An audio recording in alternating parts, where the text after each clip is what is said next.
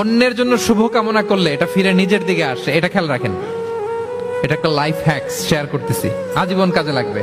অন্যের জন্য যেটাই ভালো কামনা করবেন এটা ঘুরে আপনার দিকে আসবে। অনেকে বলে হুজুর ওর জন্য দোয়া করে আমার কি লাভ? নিজের জন্য আল্লাহ আমারে মাফ করে দাও, আল্লাহ আমারে সমৃদ্ধি দাও, আল্লাহ আমার বেতন বাড়াও, আল্লাহ আমার ব্যবসায় বরকত দাও, আল্লাহ আমার ছেলেরা হাফেজ বানাও, আল্লাহ আমার বউ, আল্লাহ আমার মেয়ে, আল্লাহ আমার আমার আমার সব আমার ভালো আপনি চাচ্ছেন নিজের জন্য, অন্যদের জন্যও চান।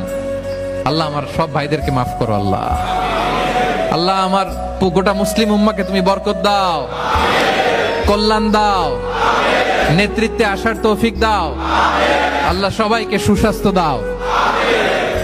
এটা ফিরে আপনার দিকে আসবে। অন্যের জন্য শুভকামনা বহুগুণ বৃদ্ধি হয়ে নিজের দিকে রিটার্ন করে। বিষ্ণু সাল্লাল্লাহু এটাই বলেছেন, মা মিন আবদিন মুসলিমিন ইয়াদউ লিআখিহি বিযাহরিল গায়বি ইল্লা ক্বালা লাহুল মালাকু ওয়া লাকা বিমিসলিন।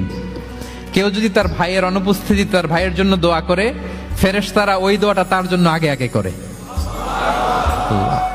তাহলে অন্যের জন্য শুভকামনা করলে, দোয়া করলে লাভ না লস? ধরেন আমি মোশাররফ ভাইয়ের জন্য দোয়া করলাম যে আল্লাহ মোশাররফ ভাইকে তুমি সুস্থ করে দাও, তখন ফেরেশতারা বলে আল্লাহ যিনি দোয়া করতেছে তার যদি কোনো রোগ বালাই থাকে আগে তারে সুস্থ করে দাও। ধরেন আমি বেলায়েত ভাইয়ের জন্য দোয়া করতেছি, আল্লাহ বেলায়েত ভাইয়ের এই সমস্যা আল্লাহ তুমি দূর করে দাও, ফেরেশতারা বলবে আল্লাহ যিনি দোয়া করতেছে তার যদি এই সমস্যা থাকে আগে তারে এটা দূর করে দাও। ধরেন আমি দোয়া করলাম আল্লাহ আমার এই ভাই, আল্লাহ সে গরিব, তার অর্থের বড্ড অভাব, দারিদ্রতা, আল্লাহ তুমি আমার ভাইয়ের দারিদ্রতা দূর করো। ফেরেশতারা বলে ওয়ালাকা বিমিসলিন, তোমার জন্য এটা, মানে আল্লাহ যিনি দোয়া করতেছে তার যদি অর্থের প্রয়োজন থাকে আগে তার দারিদ্রতা দূর করে দাও।